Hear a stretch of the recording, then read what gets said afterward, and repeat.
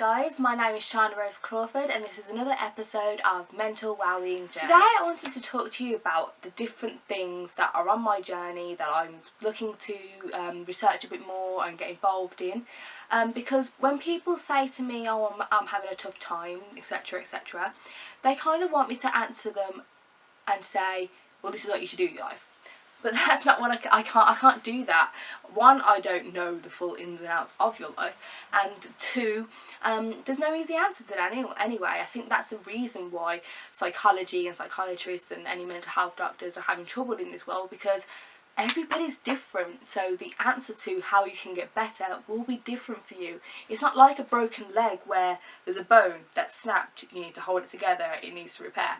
It's not as simple as that. When something's affecting your mind, be it a huge thing or a little thing, there's not always a simple answer, because your life is different to the person next to you who seems to have the same symptoms, and so fixing it would be different. You see what I mean? But anyway, so what things do I feel that people could dive into whilst I'm doing these things as well, that they could try because medication isn't working or therapy isn't working, because they're not the only two answers.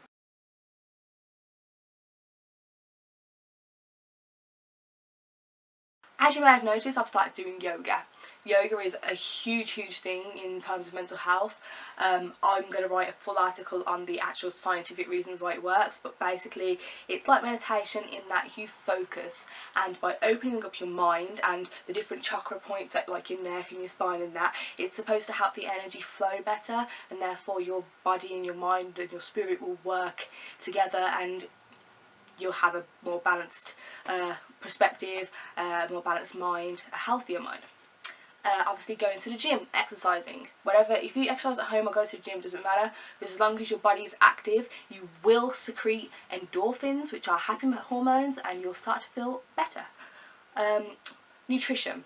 Obviously, if you eat a lot of crap, you will feel crap. You know the saying, you are what you eat? It's true. I've said it in a previous video, I've said it in articles, I'm starting to really believe it. If you eat crap, you will be crap. Your acupuncturists and other people who practice in the Oriental arts will say that the stomach chakra, which I think is earth chakra, if that's affected, then it could tip the balance of all the other chakras. So if you strengthen your stomach, therefore your diet and your digestion, then all the other chakras will start to work a lot better, the fire, the water, the whatever else. Obviously I'm not that brushed up on this, so you know, to go easy on me. Counsellors, obviously therapy, we already gone through that one. Volunteer. If you are somebody who's just got a job that you go to and then you go home and you're bored and you hate your job, you hate your home, maybe well obviously you should try maybe changing your job, but also do volunteer work. You'll meet more people, you'll feel like you're helping the community. Those people will become your friends, become kind of like colleagues but in a more relaxed environment, and you'll get a lot more out of your life. I promise you, volunteer work, whether it's here, whether it's abroad, whatever you do, it will benefit you in a multitude of ways. Life coaching. So life coaches they're not cheap.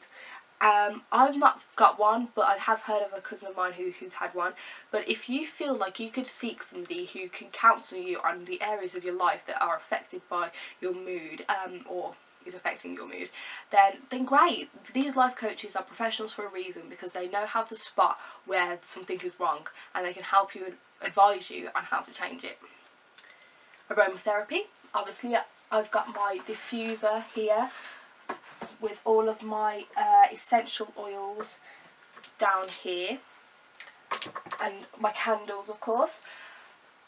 Different smells apparently can make you feel different things, and people who really practice deep into aromatherapy actually know exactly what smell that will make you think certain things and feel certain things, and I think that's really amazing, and I can't wait to dive deeper into that. But in general, like in layman's terms, like different smells will make you feel different things, and you can feel a lot better by having a simple smell that's emitted in your home on a day-to-day basis, or just when you're meditating, or just when you're doing yoga, whatever you want. But if you apply those to your life a lot more, rather than just having a crappy normal house smell, you'll start to realise the effect on your mind. As I mentioned, acupuncture. I've been for acupuncture once before. I think it was earlier this year or late last year, and I really liked it. I was really sceptical, but I was going through a tough time, and my uncle happened to meet an acupuncturist, and he asked her if she would be able to help me with my anxiety, and she said yes. And so I went, and I just opened up to her about everything, and she wrote down everything about my life, and she said that this was out of balance and that was out of balance, and this would help this and that and that. I don't remember exactly everything that she said, but I think it was mostly my water chakra that was bad, and it was overflowing, and therefore it was putting out the fire chakra. Okay, I sound crazy, but it was really good. And when she put one in my ankle and one in my foot, and she was umming and ahhing about one in my wrist, and then she was doing the Reiki, where you like hover your hands over the person's body and emit some energy from the healer into the healy, if that's the right word. And it really worked. I don't know, I drifted off into this beautiful realm, and I saw my dad, and I was really happy, and it was really calm, and I don't know, I felt so relaxed, and I don't relax easy, and that's what's so important about it. If you don't relax easy and you want to, then if nothing else, acupuncture could really do it. It could do the job. You don't have to believe in everything, all of the practice, like the chakras and everything, but it will relax you, period, and that will feel great. So yeah. Massages.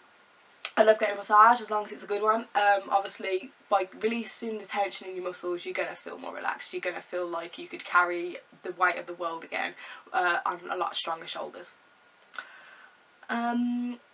Meditation, obviously. I'm in my meditation room right now on my meditation cushion with all of my little trinkets. Go to the meditation video to see how to start doing that.